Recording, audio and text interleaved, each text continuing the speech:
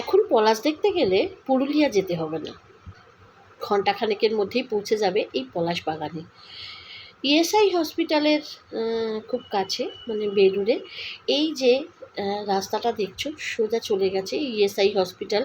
Belur ESI হসপিটালের ঠিক পাশ দিয়ে যে রাস্তাটা চলে গেছে, এই রাস্তা সোজা চলে গেলে তোমরা পেয়ে যাবে এই পলাশ বাগান। দেখো থোকা থোকা পলাশ, লাল হলুদ কত রকমের গাছ ভরে একেবারে আমাদের উপহার দিচ্ছে কত লোক।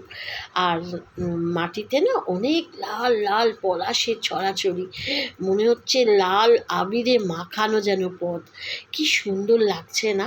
আর এই দেখো একটা বাচ্চা মেয়ে, আমি একটু ফটোশ্যুট করলাম, ওরা এখানে বসন্ত উৎসব করছে এই পলাশ বনে। এখানে এই যে লেখা আছে ফুল ছেঁড়া মানা, হাত দেওয়া মানা। তো প্রকৃতি যেন সৌন্দর্য এখানে ঢেলে উপহার দিয়েছে পলাশকে, এত সুন্দর লাগছিল। রাস্তায় রাস্তায় মানে রাস্তার পাশে যেন পলাশের ফুল পড়ে রয়েছে, আর সুন্দর লাগছে লাল পথটা, বেশ মনে হচ্ছে যেন লাল হলুদের সম্ভারে পলাশ, একেবারে পলাশ বন যেন ভরে উঠেছে। আমাদের এত কষ্ট করে আর পুরুলিয়া যেতে হবে না, এই বেলুড়েই পেয়ে যাবে পলাশ বন। তো এখানে দেখো একটু ফটোশ্যুট করে নিচ্ছি পলাশ হাতে নিয়ে, আর কি সুন্দর লাগছে না পলাশগুলো। তো আর একটু না গাছে হাত দিয়েও ছবি তুলে নিলাম, লোভ সামলাতে পারলাম না, গাছটা নুয়ে এসছে। আর এই পলাশ বনে দাঁড়িয়ে পলাশের মালা করে ফটোশ্যুট করলাম। তারপরে একটু আবির খেলবো না তা হয়, বসন্ত আবির গায়ে মেখে নিলাম। তো হরেক রকম রঙে সেজে উঠলো আমাদের বসন্ত উৎসব। তারপরেই চলে গেলাম এইখানে।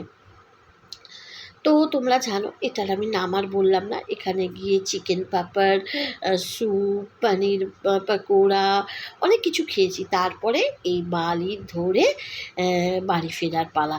কিন্তু কি জানো তো, সব কিছুই আনন্দ করলাম, কিন্তু পলাশটা যেন চোখে রয়েই গেছে, এত লাল হলুদের সম্ভার, আর একদম বাড়ির এত কাছে। এটা ভাবা যায় যে এখন আর পুরুলিয়া যেতে হবে না, বেলুড়েই পেয়ে যাবো এই পলাশ বাগান। আর এই দেখো নিচে কত পলাশের ফুল পড়ে রয়েছে, পুরো পথটা যেন লাল হয়ে রয়েছে, অপূর্ব সুন্দর লাগছে। আর এই ধরে একটু ফটো সেশন করে নিলাম। এটা হলো হলুদ হলুদ পলাশ, আর আকাশটাও খুব সুন্দর ছিল সেদিন, লাল হলুদ পলাশের বনে দাঁড়িয়ে। আর এই দেখো ছোটরা বড়রা সব রবীন্দ্রসঙ্গীত গাইছে, ফাগুন লেগেছে বনে বনে।